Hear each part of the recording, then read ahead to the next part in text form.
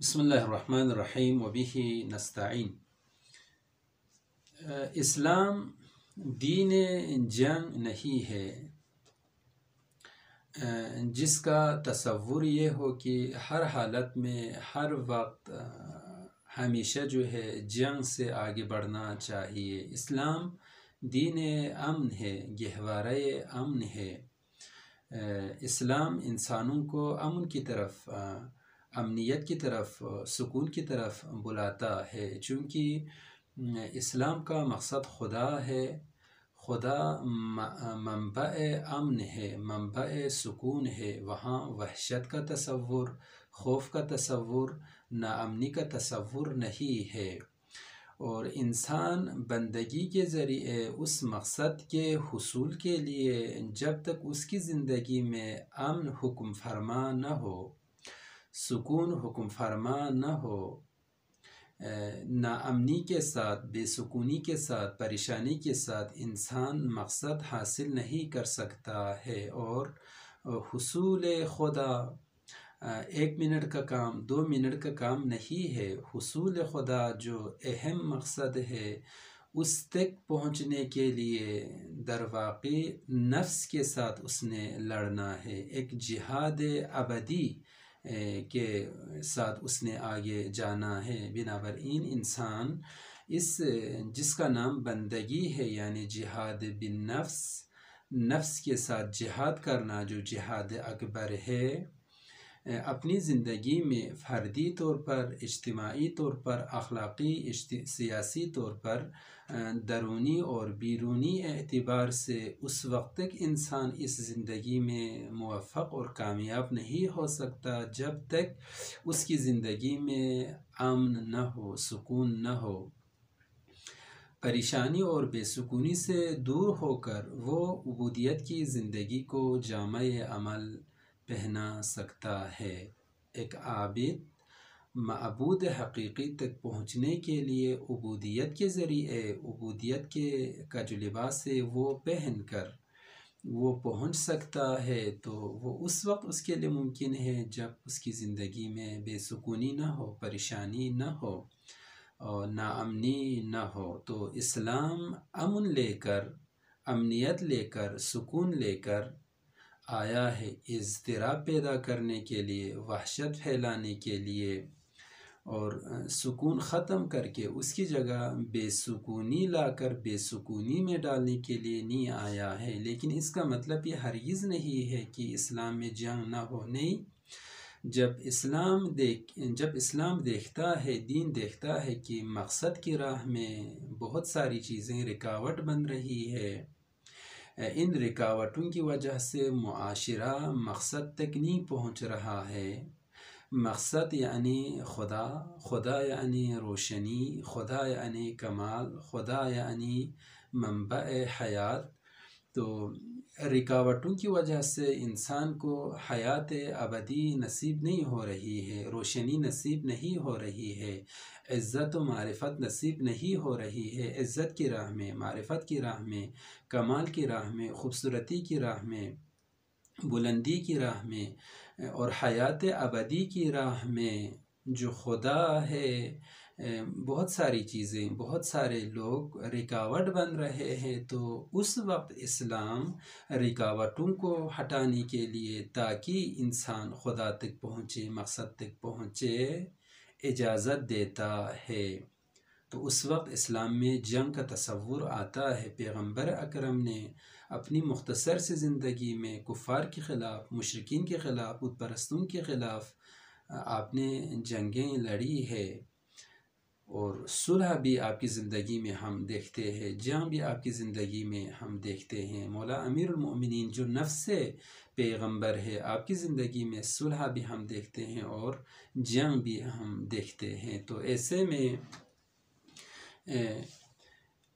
جہاں تک ممکن ہے صلح سے کام لینا چاہیے، جنگ کے آپشن کو نہیں انتخاب کرنا چاہیے۔ تو امام حسن علیہ السلام کی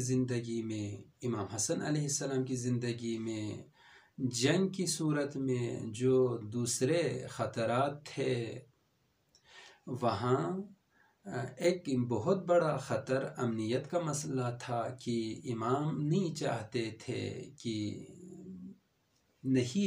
تھے کہ لوگوں کی جانوں کو، دونوں طرف سے مسلمان تھے، ان کی جانوں کو، مال کو، عزت آبرو کو خطرے میں ڈالیں۔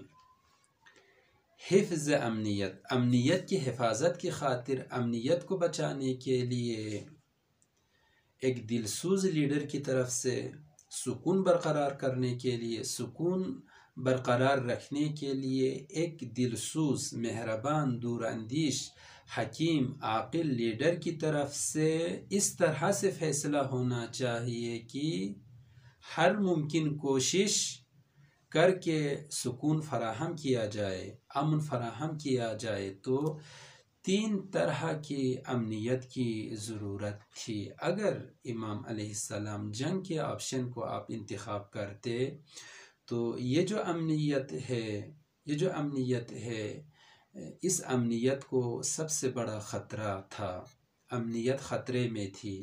3 طرح کی امنیت، ایک تو امنیت عمومی یعنی عموم مسلمین کی جان کو خطرہ تھا، مال کو خطرہ تھا، ناموس کو خطرہ تھا، اولاد بچوں کو خطرہ تھا۔ اگر جنگ چھڑ جاتی معاویہ اور امام کے درمیان، تو معاویہ وہ شخص نہیں تھا جو آسانی کے ساتھ اصولوں کی رعایت کرتے ہوئے ناموس کی رعایت کرے، بچوں کی رعایت کرے، عزت کی رعایت کرے۔ نہیں، جو مقصد اس نے سوچ رکھا تھا، اس مقصد کے حصول تک کسی چیز کی اس کو پرواہ نہیں تھی۔ جس کی اس کو پرواہ تھی وہ اس کو اپنی حکومت تھی، حکومت حاصل کرنے کے لیے، حفاظت کرنے کے لیے، بچانے کے لیے ہر قسم کی قربانی وہ دینے کے لیے تیار تھا، ہر چیز سے ہاتھ اٹھانے کے لیے وہ تیار تھا۔ تمام مسلمین کو خطرے میں ڈالنے کے لیے، ناموس کو خطرے میں ڈالنے کے لیے، عزت و رفعت کو خطرے میں ڈالنے کے لیے وہ تیار تھا۔ لیکن اس طرف سے امام علیہ السلام یہ دیکھ رہے تھے کہ اگر جنگ چھڑ جائے تو عموم مسلمین کی امنیت خطرے میں تھی، اور اس امنیت کو بچانا جہاں تک ممکن ہے ایک دلسوز حاکم کا کام ہے اور اس کی ذمہ داری ہے۔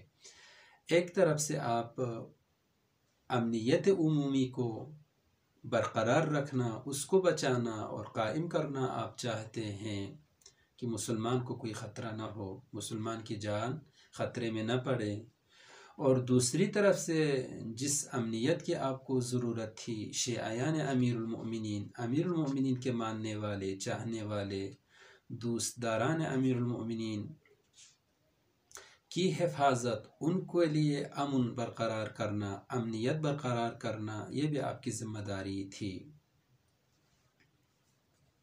اور تیسری طرف سے جس امنیت کی حفاظت آپ کی ذمہ داری تھی، وہ خود امام علیہ السلام کی جان کی حفاظت، اہل بیت کی جان کی حفاظت۔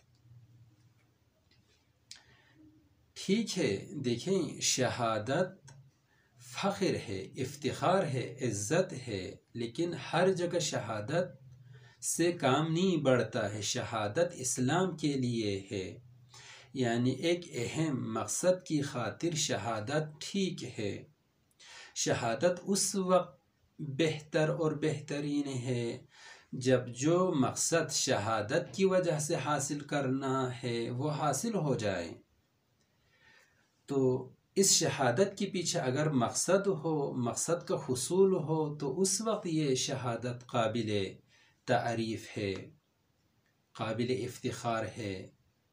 لیکن جانوں کو ہر حالت میں خطرے میں ڈالنا، جانوں کو ہر حالت میں خطرے میں ڈالنا، یہ قابل توصیف نہیں ہے۔ تو شہادت کے نام سے ہر حالت میں جان کو خطرے میں ڈالنا یہ حکیمانہ نہیں ہے، عاقلانہ نہیں ہے۔ ایک اہم مقصد کی خاطر جان کو آپ خطرے میں ڈالیں، جام شہادت آپ نوش کریں۔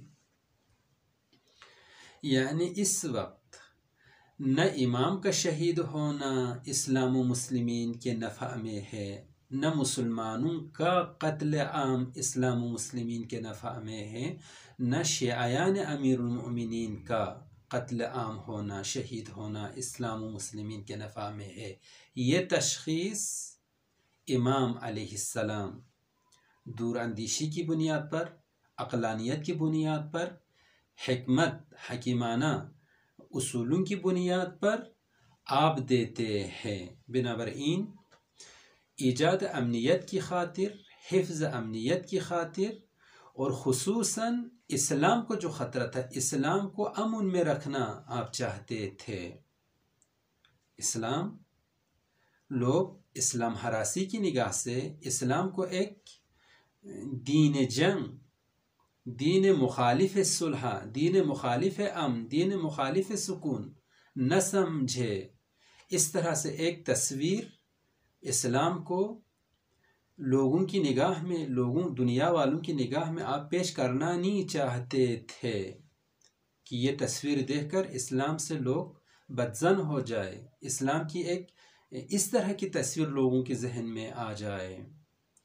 اور اہم مقصد آپ کا حفظ اسلام، حفظ مسلمان، حفظ اقدار اسلام، یہ آپ کا مقصد تھا۔ ایجاد امنیت، حفظ دین، حفظ اقدار اسلام کی خاطر آپ جنگ کے راستے پر چلنے کو آپ ترجیح نہیں دیتے ہیں، اس جنگ کے ٹیکنیک کو آپ چینج کرتے ہیں اور صلح کے راستے پر، گرچہ یہ صلح بھی شرائط کی وجہ سے آپ پر تحمیل کی گئی تھی، اس راستے پر آپ چلتے ہیں۔